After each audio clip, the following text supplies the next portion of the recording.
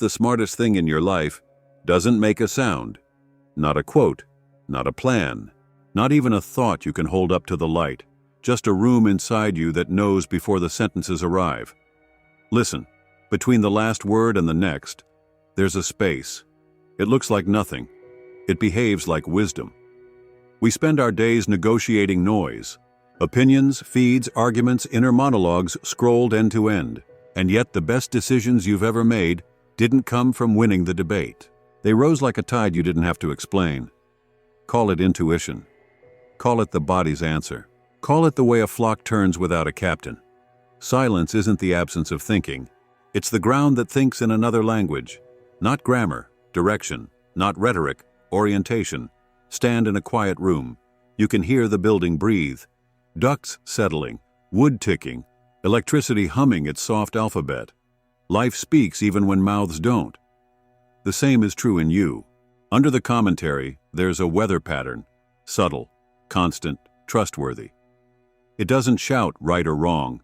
It leans, it warms. It tightens when something's off and opens when something fits. The mistake is believing wisdom is always articulate. Sometimes the truest yes arrives as shoulders dropping. Sometimes the clearest no arrives as a throat that won't cooperate. Sometimes the only instruction is a calm that doesn't need a reason. Silence is not passive. It's selective. It filters what survives contact with reality. Try this. Say nothing, inside too, for one breath. Let the urge to narrate pass like a train you're not boarding. Feel what remains. A steadying in the ribs, a gentle widening behind the eyes, a sense that the moment is big enough to hold you. That's the room. You don't earn it by being perfect. You notice it by not interrupting. Watch how the next impulse approaches. Does your body lean toward it, like a plant to light? Or do you feel a micro-flinch, the kind that takes your jaw with it? Silence takes sides, quietly. It's not neutral, it's honest. We're afraid that if we get quiet, life will pass us by.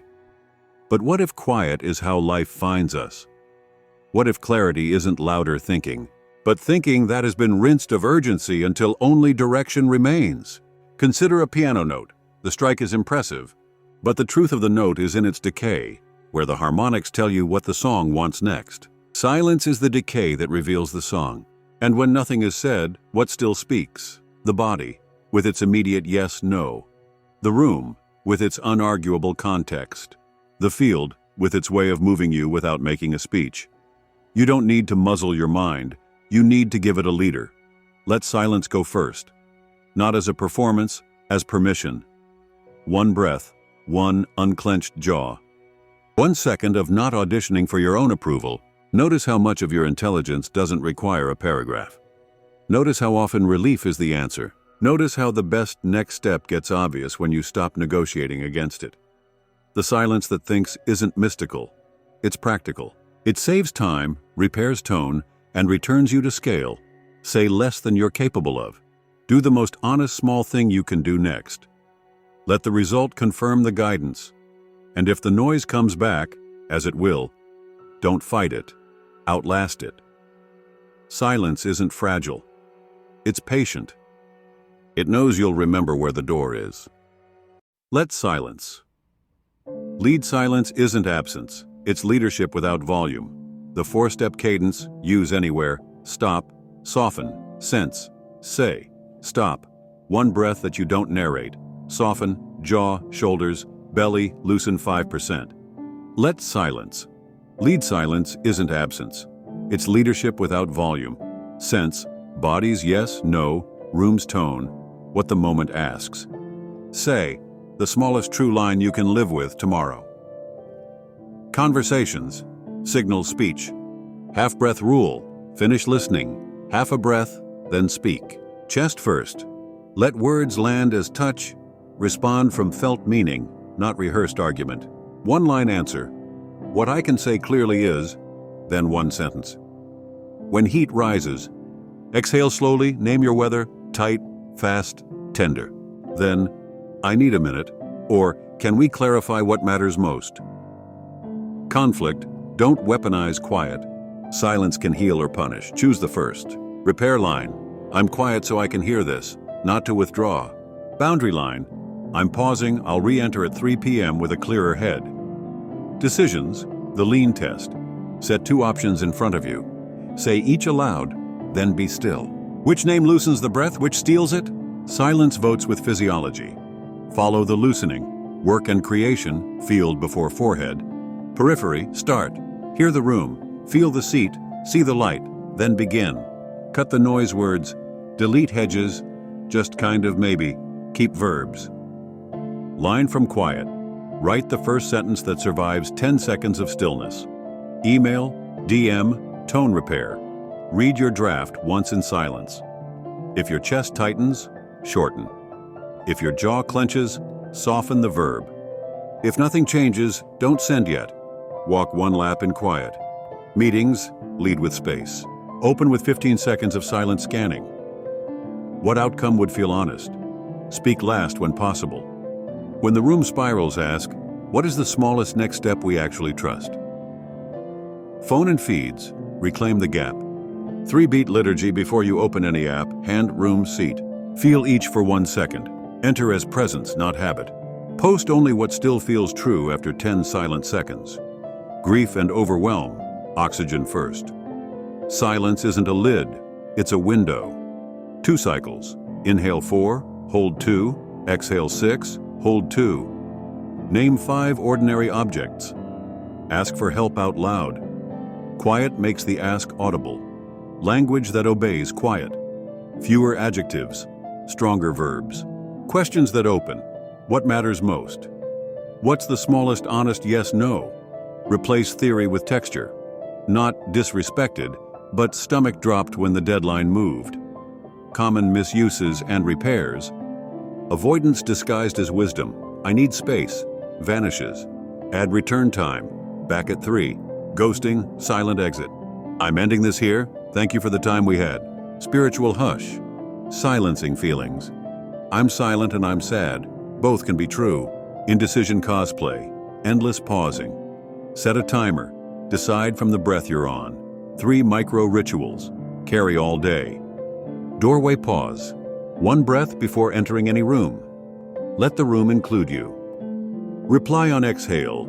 In dialogue, answer only after your next exhale. 1 silent sip.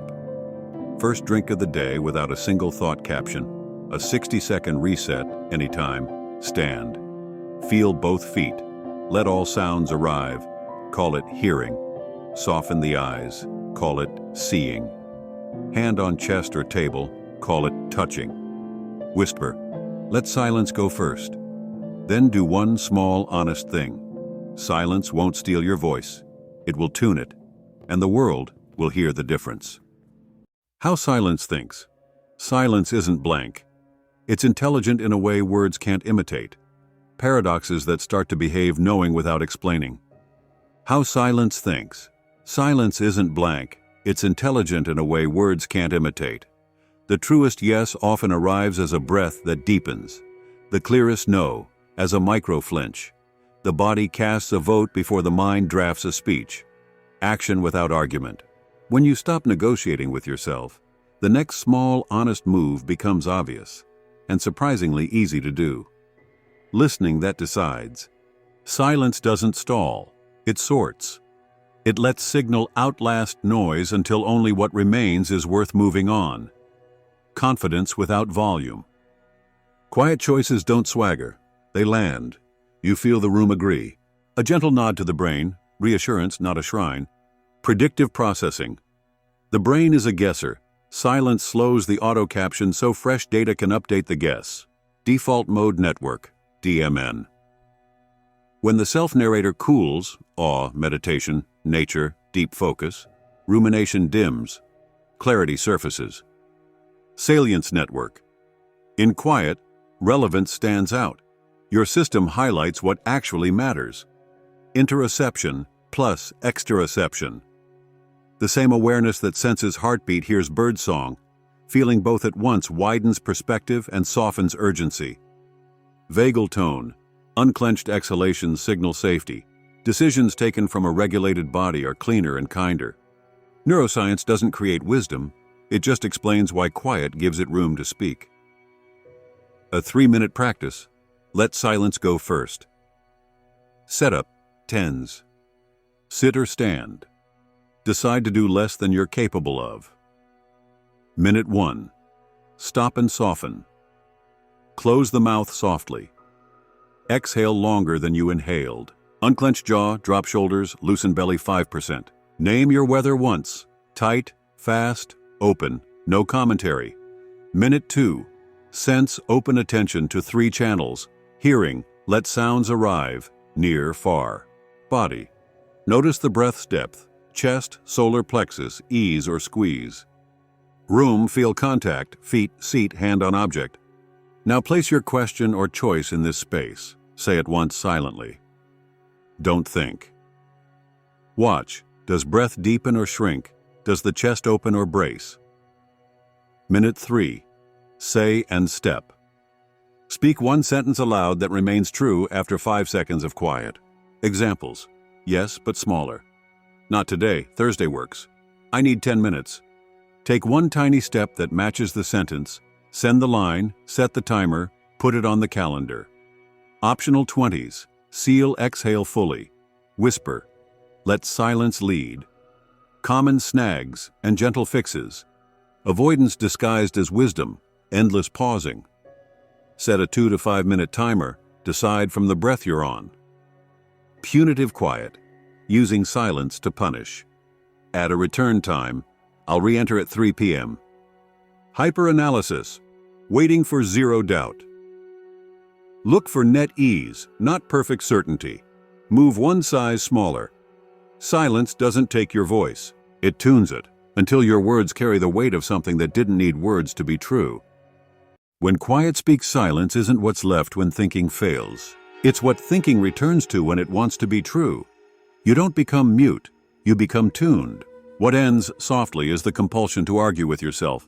What remains is a voice that doesn't rush, a body that votes honestly, and a life that stops mistaking volume for certainty. How quiet moves through a day in love. Quiet lets you hear the heartbeat under the sentence. Sometimes it says yes, sometimes it says no. Both are care spoken with accuracy. In conflict, quiet is not withdrawal, it is aim. I'm pausing to hear this. I'll re-enter at 3. Repair arrives faster than pride. At work, quiet starts from the room, light, chair, breath, then writes one honest line, less proving, more serving. Decisions click when urgency loses the microphone. In grief, quiet is oxygen. It doesn't deny the storm. It opens a window. You breathe, ask for help, and let the wave finish you kindly. The smallest true sentences, thank you. I was wrong. I'm not ready. Not today, Thursday works. I need 10 minutes. These weigh more than speeches because silence carried them to you first. Practice becomes posture. Less technique, more tone. Fewer adjectives, stronger verbs. Questions that open. What matters most? What is the smallest honest step? If you forget, good. Forgetting is weather. Remembering is climate. One breath brings you back to the room that leads. 60-second landing. Quiet, then one step. Stand or sit. Feel both feet. Exhale longer than you inhaled. Soften jaw, shoulders, belly by 5%. Let all sounds arrive. Call it hearing. Let the whole scene rest in you. Call it seeing. Place a hand on a surface. Call it touching. Ask silently. What is the smallest honest thing to do now? Wait 5 seconds. Speak one sentence aloud. Take the step that matches it. Seal with a soft whisper. Let silence lead. You won't lose your voice here. You'll find the weight behind it, and the world will hear the difference. Next time on the Quiet Paradox series, we explore the self that watches me, observer versus observed, and the loop that never closes. Until then, stay curious, stay conscious. If this stirred something inside you, subscribe, like, and share this with a fellow seeker.